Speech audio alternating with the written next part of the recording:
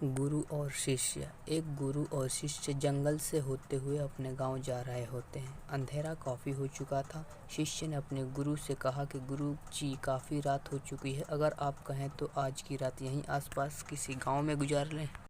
गुरु जी ने अपना सर हिलाया और वो आसपास के गांव में एक छोटे से घर के पास जाकर रुके। अब जैसे ही वहां गए तो गुरु जी के शिष्य ने दरवाज़ा ठकठकाया। उस घर से एक गरीब आदमी बाहर आया तो गुरु जी ने बोला, हम अपने गांव जा रहे थे, लेकिन काफ़ी रात होने के वजह से हमने इसी गांव में रुकने का सोचा। क्या हम आज रात आपके यहाँ रुक सकते हैं?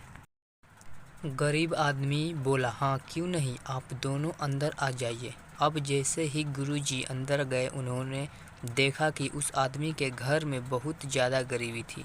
गुरुजी ने उससे पूछा कि आप काम क्या करते हो? वह गरीब आदमी बोला कि मेरे पास बहुत सारी ज़मीनें हैं। तो गुरुजी ने बोला, अगर तुम्हारे पास बहुत सारी ज़मीनें हैं तो इस तरह से क्यों रह रहे हो? वह आदमी बोला, यह किसी काम की नहीं है। गांव वाले बोलते हैं कि यह बंजर ज़मीन है, यहाँ पर कुछ भी नहीं उगाई जा सकती है और वहाँ फसल उगाना बहुत बड़ी बेवकूफ़ी है। गुरुजी ने बोला कि तुम्हारा गुजारा कैसे होता है?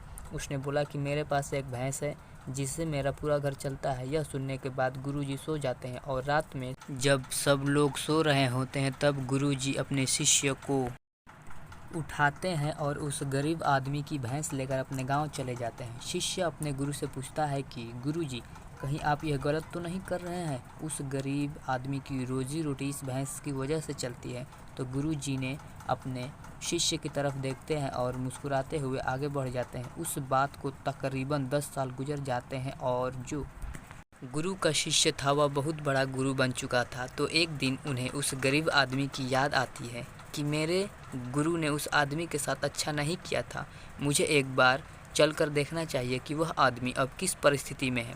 वह शिष्य उस गांव की तरफ जाता है और वहां से जैसे ही पहुंचता है तो वह देखता है कि जहां पर उस गरीब आदमी का झोपड़ा था, वहां पर एक बड़ा ही आलीशान महल बन चुका था और उस झोपड़े के बाहर जो बंजर ज़मीन थी उस पर फल और फूलों के बगीचे थे। तभी उधर से उस घर का मालिक आता है। शिष्य उसे पहचान लेता है और उस आदमी को बोलता है, तुमने मुझे पहचाना? मैं अपने गुरु जी के साथ आया था, हमने एक रात के लिए आपके यहाँ रुके भी थे।